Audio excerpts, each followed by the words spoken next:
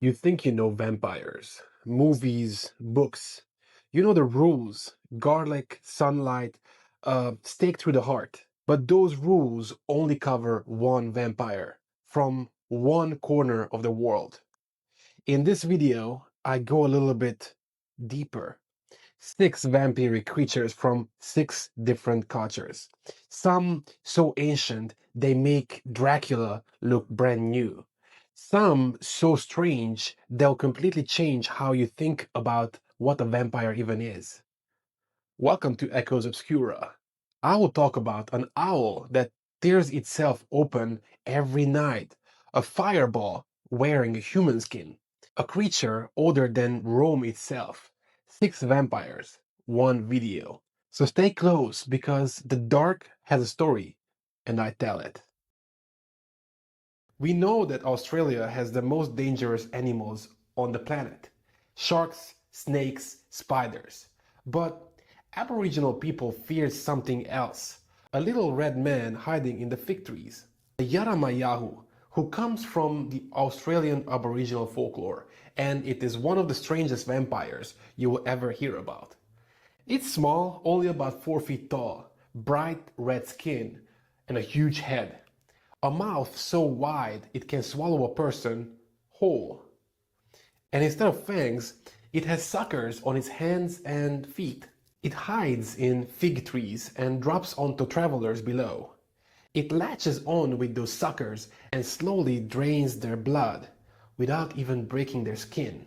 Then it swallows them whole, takes a nap, and brings them back up, alive, but a little shorter, a little redder. And it does this over and over. Each time the person comes back a slightly more like the creature itself, until eventually they become one. No fangs, no castle, just a little red man in a tree, patiently turning you into something else. And this is when you realize that Australia's nightmares are stranger than you imagined. Kurvapojak. In the Balkans, people didn't just fear the vampire, they feared becoming one. And the rules for what could turn you were terrifyingly easy to break. The Kurvapojak comes from Bulgarian and Balkan folklore. The name means one thing: blood drinker. Unlike most vampires, the Kurvapojak had only one bone in its entire body.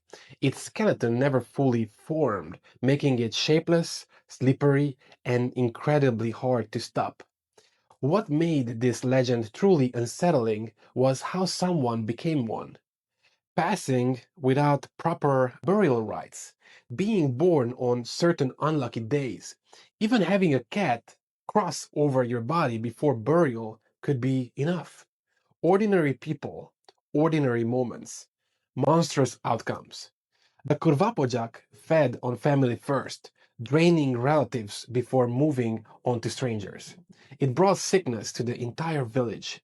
To stop one, villagers would find the suspected body and drive a stake of iron or hawthorn through it. The Balkans essentially wrote the vampire hunting playbook. The Kurvapojak is exactly why. In the Balkans, nobody rested easy. A Soucouyant. By day, she's just a quiet old woman on the edge of the town. Nobody bothers her. Nobody asks questions. But at night, she peels off her skin and becomes a ball of fire. The Soucouyant comes from the Caribbean folklore, Trinidad, Barbados, across the islands. And she's one of the most striking vampires in the world mythology. Every night she sheds her human skin, folds it neatly and tucks it away, and transforms into a blazing fireball. She flies through the dark, slips through the keyholes and tiny cracks, and finds her victim sleeping. She feeds on their blood, leaving dark bruises on the skin by morning. Victims grow weaker night after night, pale, exhausted, with no idea what's hunting them. The way to stop her? Scatter rice or sand near your door. The Soucouyant is forced to count every single grain before entering. Find her hidden skin, rub it with salt. She won't be able to put it back on. A monster hiding inside a harmless old woman, right there in plain sight. The Utukku. 4,000 years ago, the ancient Mesopotamians carved warnings into the stone tablets. Not about floods, not about war, about something that hunted in the dark and couldn't be reasoned with. The Utukku comes from ancient Sumerian and Babylonian mythology, making one of the oldest vampiric creatures recorded. The Utukku was a demon spirit. Some were harmless, just passing souls moving through. But the dark ones, pure predators. They attacked without warning, no motive, no mercy. They drained life force, brought sickness, and pushed people to the edge of madness. They could even slip inside a living person. They could even slip inside a living person and control them completely. Ancient priests called Ashipu fought back, burning incense, drawing protective symbols, and reading incantations carved into clay tablets. Those tablets still exist today, sitting in museums right now. The oldest vampire hunting records ever written, preserved for 4,000 years because the threat felt that real. Whatever the Otuku truly was, it frightened one of the greatest civilizations in human history enough to carve warnings in stone. The Stikini. Most vampires hide what they are. This one tears itself open every single night, pulls out its own organs, and goes hunting as something far worse. The Stikini comes from the Seminole people of North America, and it may be the most unsettling vampire on this entire list. By day, the Stikini appears completely human, normal, unremarkable. But at night, it finds a hidden spot, removes all of its internal organs, and transforms into a massive horned owl. It flies silently through the dark, hunting sleeping people and taking their hearts to feed on. Damn. Before dawn, it returns, puts everything back, and becomes a human again. Nobody around it suspects a thing. Seminole considered the Stikini one of the most dangerous beings in existence. It wasn't just physically dangerous, its presence alone was seen as spiritually poisonous. Even hearing its call at night was considered a dark omen. Hunters who tracked Stikini searched for its hidden organs during the day, destroying them before it could return. An owl that used to be your neighbor, coming for your heart. Going forward, just look twice at the owl outside your window, because it might be something else. The most famous vampire on this list, the Dracula. Everyone knows the name, but almost nobody knows the real story. Because the actual Dracula, the man behind the myth, is somehow darker than the fiction.